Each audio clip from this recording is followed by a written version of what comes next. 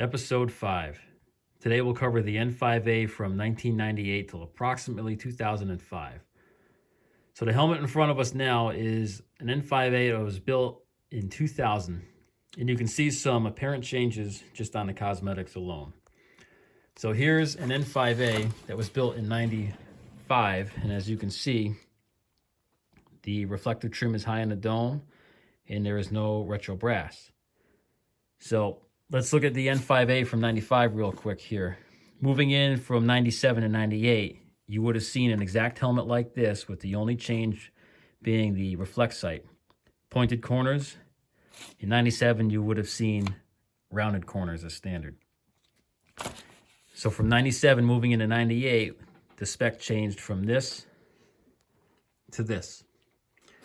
Now, even though this has a flat brim that was added on afterwards, the brim shapes of these helmets changed where they were more curved. And again, this is subject to whoever was building the helmet at the time frame. But the curves of the brim started to become more round and more like a cowboy hat. Second biggest change would have been the height of the reflective trim. Very high up on the dome compared to the older helmets, as well as the options for what reflective trim you could buy. So for 98 to 2000 approximately, maybe a couple years after that, you did have the option to order the helmet with GlowFlex, which is this honeycomb material, and it has since been discontinued. If you did not order the helmet with GlowFlex, you would either have no trim at all, or the helmet would come standard with this rounded corner reflect sight, which would have been placed in the same height as you're seeing now, high on the dome. Third major change is the elimination of retro brass. So you can see the silkscreen eagle here, pre-cut, pre-drilled. This is a Carnes 1000 series part, 1010, 1044. And what it is this. There's really no customization as far as mounting these onto a helmet. You drop it on your rib and you drill 3 holes that are already pre-drilled into this brass, and then you secure it using the supplied Chicago screws, which it's been done on here. They got rid of the retro brass because the fit retro brass takes a lot of labor, a lot of time, and when you're doing thousands of helmets a year, that's thousands of times somebody has to physically cut the brass down, form it to the helmet, fit it, mate it with the crown, and then rivet it on and make sure that your fitment works with the shield. It is much more effective cost-wise to just drop one of these on there that's pre-drilled, pre-formed, and put the socket to the helmet, and then if the shield lines up or not, so be it. Move the shield higher up on the helmet. What they did retain was the painted crown. They kept painting those well into about 2008. And the way they would make these silkscreen front holders fit a little better was they would actually put the backside here to a bench grinder. They'd probably cut some excess off with some snips, and then they would level it out with a bench grinder. But you can see this is a stock piece, and the one on the helmet's been slightly fitted to the helmet. That's really the only thing you can do to make these fit better. You don't have a lot of wiggle room just because of the fact that it's pre-drilled and pre-shaped. But they never really fit the helmets that well, and the majority of the times you would put your shield on the front and you would have a gap. The shield would never go all the way into the tip of the front holder. If you did, you were very lucky, and if it didn't, you were one of many that experienced the same problem. And the most apparent problem with switching to this style front holder is the void right here. So if you look at this shield here, if this shield were to shrink and falls away from the engagement of the tip right here, it rests right against the rest of this retro brass. It's got nowhere to go. It's still secured. And the most apparent problem with this style of front holder is once your shield shrunk from extensive heat, it would fall out of the tip right here, and it would fall into this void. Right into here. So what that left you was a hook. You're crawling around, and this could hook onto a wire or hook onto an object. But because it was a cost-saving measure, they continued to use it. And then in 2000, when Carnes & Brother got bought out, the current factory decided to retain the design of this. Not necessarily the exact part, but they used it well into 2015 or so, and then they standardized the carved eagle. So you also had the option to order the helmet with an upgrade. If you didn't like the silkscreen front holder, you can get the carved eagle installed in the same manner, 3 Chicago screws. These Chicago screws were very easy to strip out, very hard to get if you needed replacements, and if you did find them, they were very expensive. They were very easy to cross-thread, and they were a pain in the ass. But it was an option to buy from a third-party retailer, or you can order the helmet with the carved eagle, and that was your upgrade. And then sometime moving into the 2000s, the retro brass was brought back, but not true to its original form. What they did was they took this exact design and they applied the retro brass markings with some different dimensions on it. It is not true retro brass. If I line them up side by side, you'd see the bottom one has nice lines to it. The top one is perfectly flat on the top. This had to be cut and formed to fit the helmet, whereas this one just drops onto the helmet and you drill your 3 predetermined holes and you secure it with the Chicago screws. They did switch to Chicago screws at some point. They went to a slightly larger fastener. You can see the difference. But at the end of the day, they were still very easy to strip out and cross thread. So those were the front holder changes. We also saw a change with the D-ring.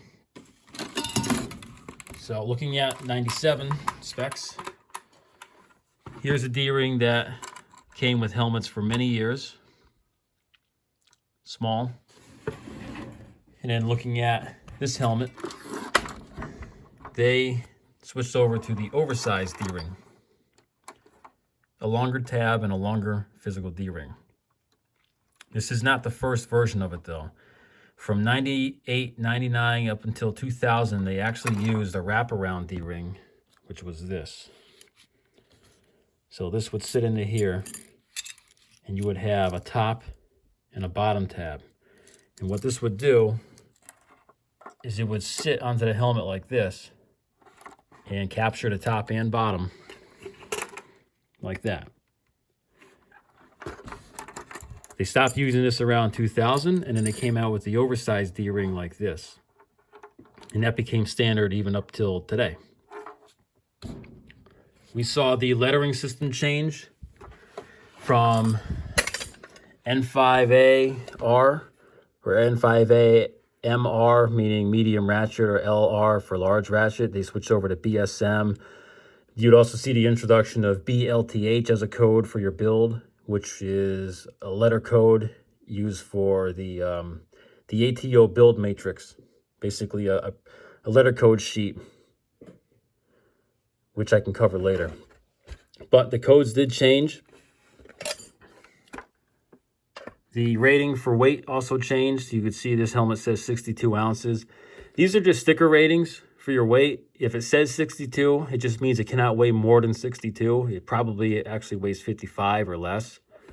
Same goes for the N6A Houston's, which is its own separate video, but those would say 77 ounces across the board, and it just has to weigh less than 77.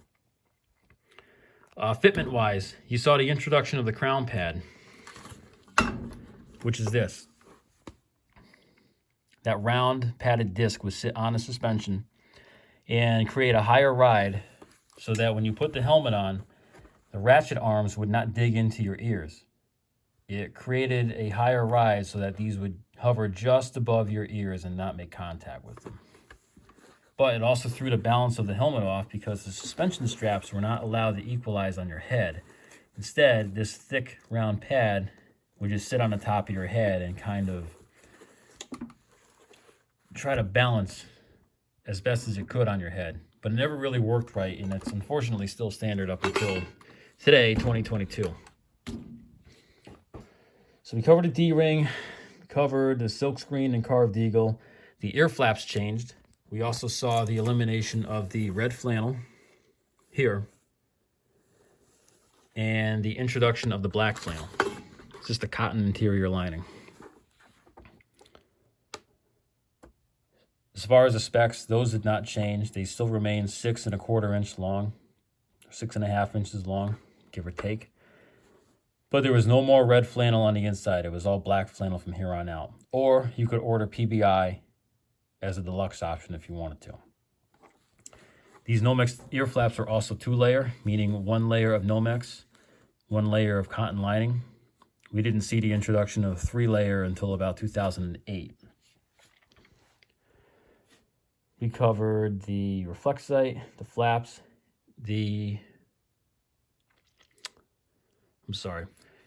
So that covers all the way up until 2001. Then from 01 to 2004, they started having paint problems. So the paint carried over from the 80s and the 90s helmets, which is what we see here, all the way into 2000s. However, I don't know if it was a matter of problems with leather or problems with paint changing over time because of new EPA regulations or industry standards. However, the paint on these helmets from 2001 and 2004, when they saw a good amount of heat, the paint would fly off in sheets. You would see helmets from that time frame where entire sheets of paint from these quadrants were just gone, or brims totally stripped of paint, because for whatever reason they were having adhesion problems. They did use the same paint though. Same primer, same paint. They were still brushing the bottoms, even though this doesn't look brushed. That's brushed. Same here, brushed. It's a different kind of paint back in the day. But for whatever reason, there were some glaring adhesion problems. And then in 2005, we saw the factory move from Clifton, New Jersey to Jacksonville, North Carolina, to which then we saw even more changes, which is a separate video, episode 6. But let's cover some of the catalog items that came out. Oh, real quick too, the chin strap. No more thin, crunchy material for the chin strap. They switched over to the soft material, Nomex. As far as physical construction of the helmets go, in '98, the only big change we would see was that the dome was mounted further forward on the brim than it was towards the rear, thus creating a longer rear brim. And that's only because of whoever was building the helmets at the time was physically mounting the dome more forward than other people were. That's the only major change for physical construction. The impact caps remained the same. They were still cut the same way. And lastly, to go over the catalog options, these came out in 1998. And this is a spec sheet for the new carved eagle front holder. And make sure you pause so you can read the features of this as well. So there's one. And then they also released a spec sheet claiming their lower ride and increased comfort, which is false because they had a crown pad now and they rode higher on your head more than ever before. And you can see they represented this as helmets of the old with just a different front holder. However, you can see the reflexite mounted low here, but they actually shipped them high up on the dome moving forward. So it was a little misleading at the time. And then for your date, 3/98. These are the different codes. And the spec sheet for the helmets as well. And you can see with this helmet in the bottom left here, that round crown pad has a yellow trim for a surround. These crown pads actually came out in late 1997, so these older helmets in late 97 would actually have the crown pad installed with that yellow trim. We're talking November, December, and then moving into 98, they came with all black crown pads. And that was standard moving forward. And they advertise a red flannel here, which is false too because they switched over to black. But here's a spec sheet. Make sure you pause, take a good look at it. And that is the helmets from 98 till about 2005.